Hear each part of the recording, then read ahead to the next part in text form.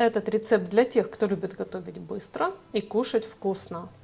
Я беру 2 очень крупные картофелины. Они весят более 600 граммов. Обычной средней картошки понадобится 4 штуки. Чтобы приготовить быстрее, нарезаю картошку кубиками.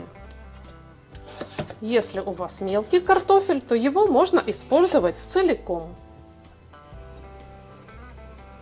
Картофель опускаем в кипящую воду и варим до готовности.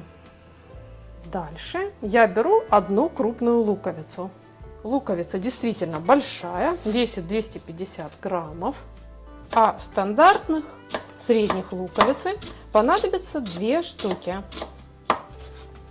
Лук нарезаем мелко. Затем хорошо разогреваю сковороду.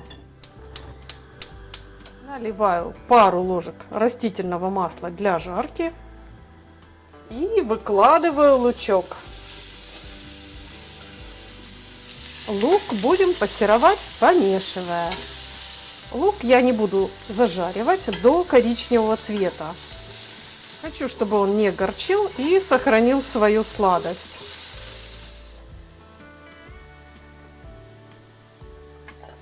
Поэтому пассерую его только до карамельного цвета. Дальше выключаем огонь под сковородой с луком и поперчим лук. Пусть раскроет свой аромат на горячей сковороде.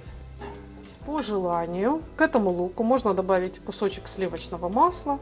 Я кладу совсем небольшой, чтобы обогатить вкус и аромат. Пусть лук немного остывает. Картошка уже тоже готова. Полностью сливаем с нее воду. Картошку хорошо разомнем. Я это делаю просто при помощи картофеля мелки. Картошку нужно размять таким образом, чтобы не осталось комочков. Дальше я беру творог 200 граммов.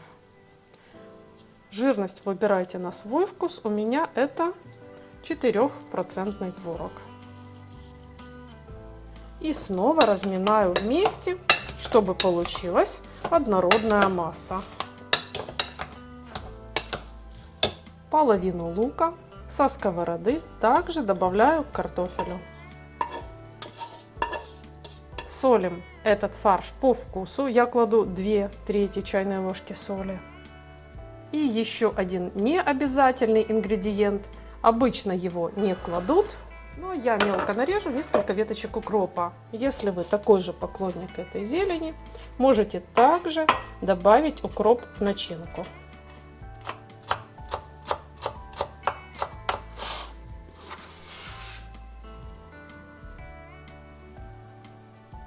И снова все перемешаем.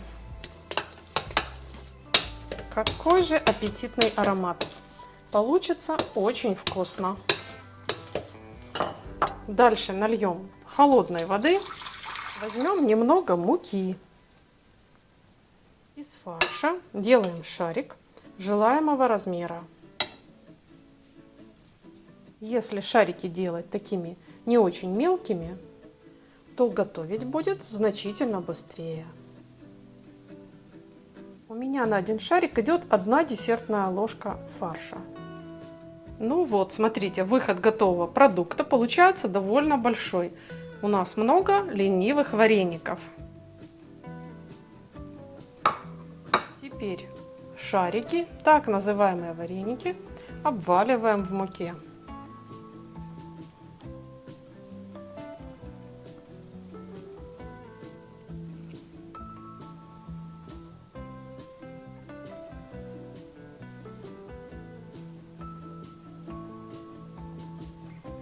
Дальше каждый такой вареник окунаем в холодную воду. Будет эффект: мало теста, много начинки. И опять в муку.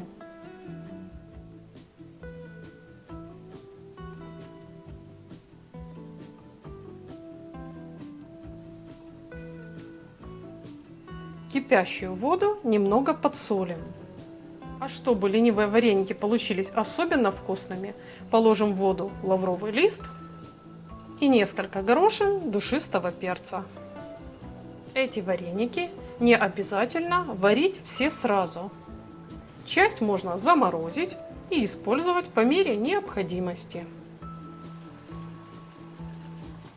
Варятся такие вареники недолго, достаточно 1-2 минут после всплытия. Я надеюсь, что этот рецепт вас порадует. Готовьте с удовольствием. И не забудьте подписаться на канал. Нажимайте колокольчик под видео, чтобы видеть и другие интересные рецепты. Делитесь рецептом с друзьями. Спасибо за ваш лайк под видео и за мнение в комментариях. Я желаю вам приятного аппетита и мирного неба над головой. Ну и как всегда, до встречи в следующем вкусном видео.